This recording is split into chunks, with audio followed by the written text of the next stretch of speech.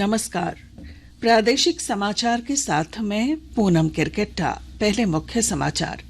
प्रधानमंत्री नरेंद्र मोदी आज नई दिल्ली में भाजपा की 2 दिवसीय राष्ट्रीय पदाधिकारियों की बैठक का उद्घाटन करेंगे। राज्य प्रशासनिक सेवा को प्रीमियर सेवा घोषित करने से जुड़ी मांग पर मुख्यमंत्री ने कहा, सरकार जल्द ही लेगी ठोस निर्णय। लातेहार में ठेले पर शव ढोने की घटना पर कार्रवाई। बालूमाथ के सीएचसी प्रभारी पदमुक्त 3 सदस्यीय जांच कमेटी बनी।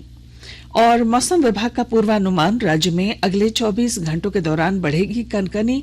कल डाल्टनगंज रहा सबसे ठंडा। और अब समाचार विस्तार से। प्रधानमंत्री नरेंद्र मोदी आज नई दिल्ली में भारतीय जनता पार्टी मुख्यालय में पार्टी के राष्ट्रीय पदाधिकारियों की 2 दिन की बैठक का उद्घाटन करेंगे। भाजपा ने एक बयान में बताया कि श्री मोदी आज गुजरात विधानसभा चुनाव के दूसरे चरण में अहमदाबाद में वोट डालने के तुरंत बाद बैठक में शामिल होने के लिए दिल्ली रवाना होंगे। बैठक की अध्यक्षता भाजपा अध्यक्ष जेपी नड्डा करेंगे। अगले वर्ष कुछ राज्यों में होने वाले विधानसभा चुनाव की तैयारियों की समीक्षा के साथ पार्टी की भावी रणनीति पर विचार होगा। बूथ समितियों से लेकर पार्टी की विभिन्न संगठनात्मक गतिविधियों पर भी चर्चा होगी। मुख्यमंत्री हेमंत सोरेन ने कहा कि राज्य की मजबूती के लिए प्रशासनिक व्यवस्था का मजबूत होना अत्यंत जरूरी है। अगर किन्हीं वजहों से प्रशासनिक व्यवस्था कमजोर हो जाए तो सरकार की कल्याणकारी योजनाओं को जन जन तक पहुंचाना काफी चुनौतीपूर्ण होता है। मुख्यमंत्री कल झारखंड प्रशासनिक सेवा की वार्षिक आम सभा को बतौर मुख्य अतिथि संबोधित कर रहे थे। मुख्यमंत्री ने कहा कि वार्षिक आम सभा में जो मांगे रखी गई हैं, उस पर सहानुभूतिपूर्वक विचार कर जल्द निर्णय लेंगे। उन्होंने कहा कि महिला पदाधिकारियों के लिए चाइल्ड केयर लीव जैसी कुछ मांगे ऐसी हैं जिसे प्रशासनिक स्तर पर ही लागू होना चाहिए। राज्य प्रशासनिक सेवा को प्रीमियर सेवा घोषित करने से जुड़ी मांग पर मुख्यमंत्री ने कहा कि सरकार जल्द ही ठोस निर्णय लेगी। केंद्रीय वित्त मंत्री निर्मला सीतारमण आज नई दिल्ली में राजस्व सूचना निदेशालय DRI के 65वें स्थापना दिवस समारोह का शुभारंभ करेंगी। इस अवसर पर वे भारत में तस्करी रिपोर्ट 2021-22 भी जारी करेंगी। 2 दिनों के इस कार्यक्रम में इस वर्ष अंतर्राष्ट्रीय संगठनों के साथ एशिया प्रशांत क्षेत्र के 22 सीमा शुल्क प्रशासकों को आमंत्रित किया गया है। स्थापना दिवस कार्यक्रम में 8वें क्षेत्रीय सीमा शुल्क प्रवर्तन की बैठक भी होगी।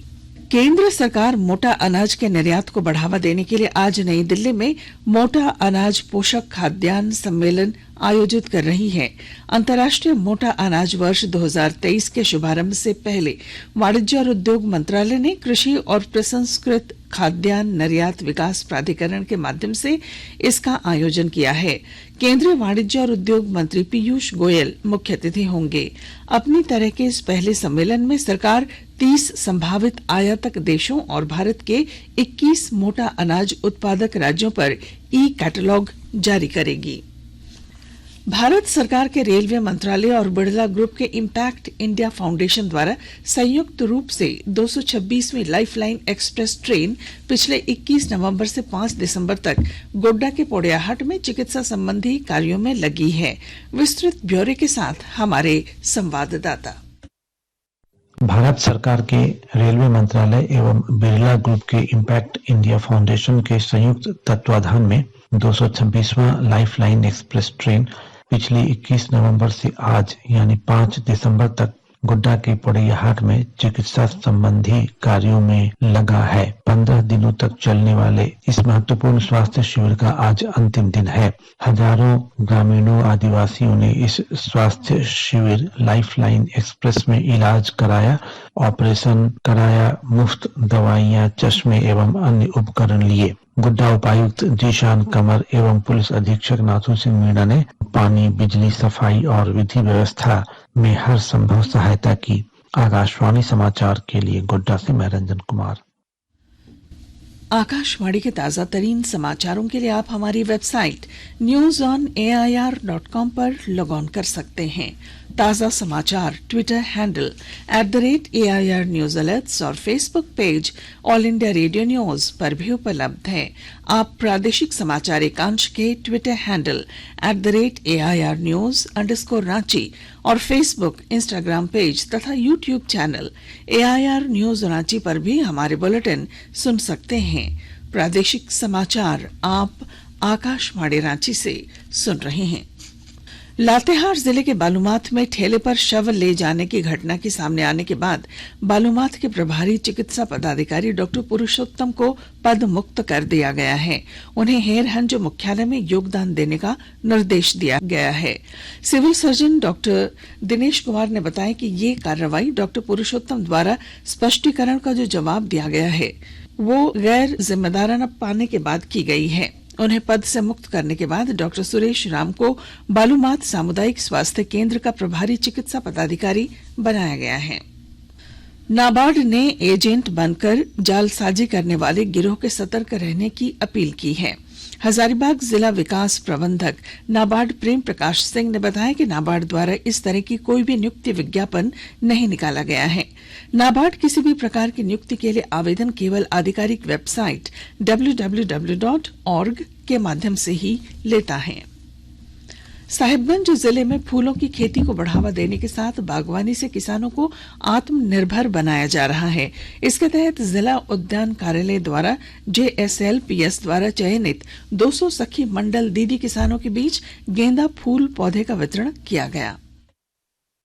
जिला उद्यान कार्यालय साहिबगंज द्वारा गेंदा फूल के पौधों का वितरण JSLPS द्वारा चयनित 200 सखी मंडल दीदी किसानों के बीच किया गया। पौधा का वितरण कुल 40 हेक्टेयर भूमि पर खेती करने के लिए किया गया है, जिसकी शुरुआत में लगभग 9 लाख पौधों का वितरण दरला पंचायत के मुखिया के हाथों शुरू किया गया। वित्तीय वर्ष 2022-23 में उद्यान विकास योजना अंतर्गत जिले के 2 प्रखंड राजमहल और पतना में घर घर तक गेंदा फूल के पौधों को पहुंचाया जा रहा है। जिला उद्यान पदाधिकारी अमितेश रंजन ने बताया कि अभी बंगाल से गेंदा फूल आता है, यह अब हमारे जिला में ही उपलब्ध हो जाएगा। इसके अलावा राष्ट्रीय बागवानी मिशन के तहत किसानों को स्ट्रॉबेरी और केला के उन्नत प्रभेद G9 का भी वितरण किया गया। आनंद कुमार ओझा, आकाशवाणी समाचार, साहिबगंज। झारखंड प्रशासनिक सेवा संघ की नई कार्यकारिणी की अध्यक्ष रंजीता हेम्ब्रम मनोनीत हुई हैं। झांसा की आम सभा में सर्वसम्मति से उन्हें अध्यक्ष बनाने की सहमति दी गई। वहीं महासचिव के पद पर JPSC 5वीं बैच के अधिकारी और मंत्रिमंडल सचिवालय तथा समन्वय विभाग में प्रोटोकॉल ऑफिसर के रूप में कार्यरत राहुल कुमार को नामित किया गया है। मौसम विभाग ने रांची समेत राज्यभर में 24 घंटों में सर्द हवाएं चलने का पूर्वानुमान जताया है। भारतीय मौसम विज्ञान केंद्र रांची के वैज्ञानिक अभिषेक आनंद ने बताया कि अगले 3 दिनों तक रात के तापमान में धीरे धीरे 2 से 3 डिग्री की गिरावट होने की संभावना है। उसके बाद अगले 2 दिनों तक दिन का तापमान 2 से 3 डिग्री बढ़ोतरी के साथ दर्ज होने की संभावना है।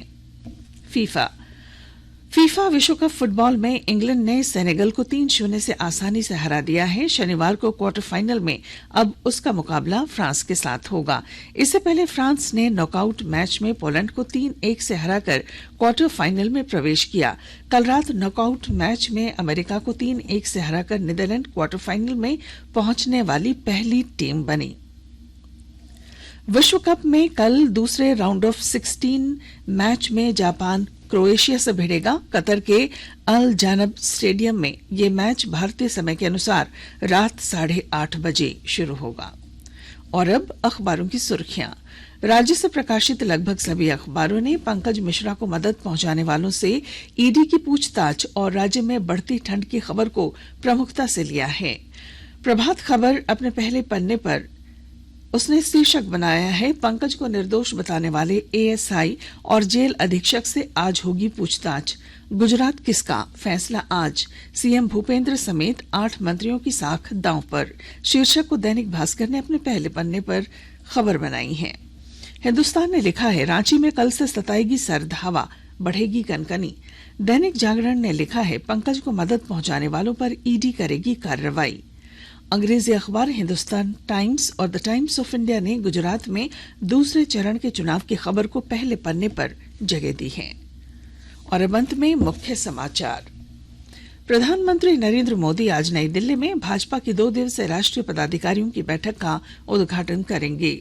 राज्य प्रशासनिक सेवा को प्रीमियर सेवा घोषित करने से जुड़ी मांग पर मुख्यमंत्री ने कहा, सरकार जल्द ही लेगी ठोस निर्णय।